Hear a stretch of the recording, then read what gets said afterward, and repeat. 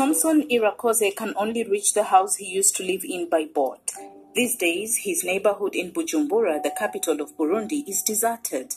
People have fled because water levels in Lake Tanganyika are rising dramatically. After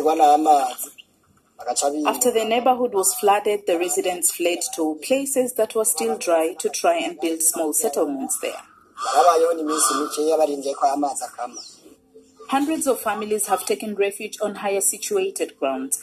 There are some 130,000 internally displaced people in Burundi. Most of them lost their homes due to natural disasters, almost half of them because of flooding. Heavy rainfall and storms are becoming increasingly frequent and lead to landslides and surging waters.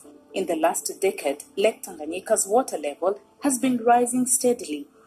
According to experts, the situation has worsened since late 2019. Last year alone, the water level of Africa's second largest lake rose by more than 2 meters, engulfing roads, schools, or marketplaces. Burundi Ministry of Environment is watching this development with growing alarm.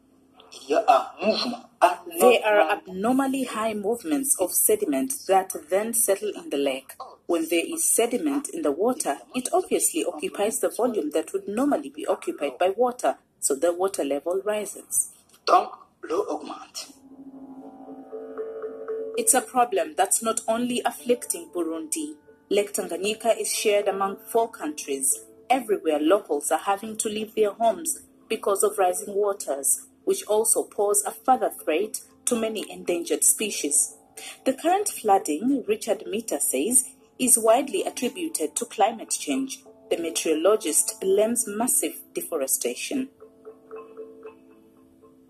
If we can retain the global average temperatures to below 1.5 degrees Celsius within the next 10 or so years, then that would be a really good action towards limiting the impact of lake level rises and other impacts of climate change. To reduce the disastrous impact, Burundi has now launched a risk prevention plan. It will involve mapping all areas at risk of natural hazards in order to minimize the effects and empower communities to take action against climate change.